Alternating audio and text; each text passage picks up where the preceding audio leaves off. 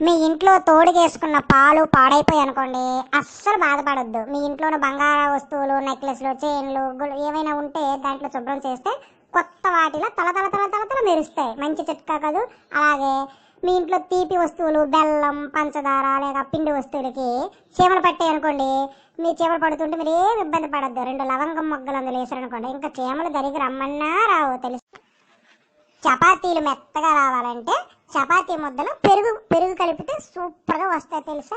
అలాగే కాకరకాయ ముక్కలు చేదు తగ్గాలంటే బియ్యం కడిగిన నీరు ఉంటుంది కదమ్మా, బియ్యం కడిగిన నీటిలో కాకరకాయ ముక్కలు వేస్తే చేదు తగ్గి మంచి రుచి వస్తుంది.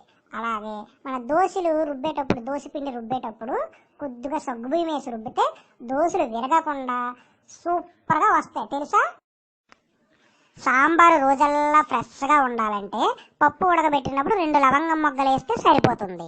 అలాగే ఇడ్లీలు మృదువుగా ఉండాలంటే ఇడ్లీ రుబ్బులో 2 టీ స్పూన్ల వంట నూనె వేస్తే ఇడ్లీలు స్పాంజిలా ఉంటాయి. అలాగే మిక్సీ బ్లేడ్లు ముద్దుబారినట్టు అనిపిస్తే గడ్డుప్పు వేసి 2 రౌండ్లు తిప్పితే స్మూత్గా అంటే షార్ప్గా బ్లేడ్లు తయారవుతాయి తెలుసా. ఓకే.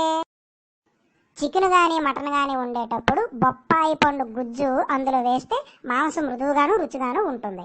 అలాగే నిమ్మకాయ ఎండినట్టు కనిపిస్తే వేడి నీటిలో నానబెట్టి 15 నిమిషాల తర్వాత కోస్తే మంచి రసం వస్తుంది. అలాగే కాలీఫ్లవర్ ఉంది కదా, కాలీఫ్లవర్ విడగొట్టిన వెంటనే ఉండేయకుండా 15 నిమిషాలు ఉప్పు నీటిలో నానబెడితే అందులో దుమ్ము పోతుంది, పురుగులు ఏమైనా ఉన్నా బయటకు వచ్చేస్తాయి. ఓకే, మీ ఆరోగ్యానికి మంచిది తెలుసా.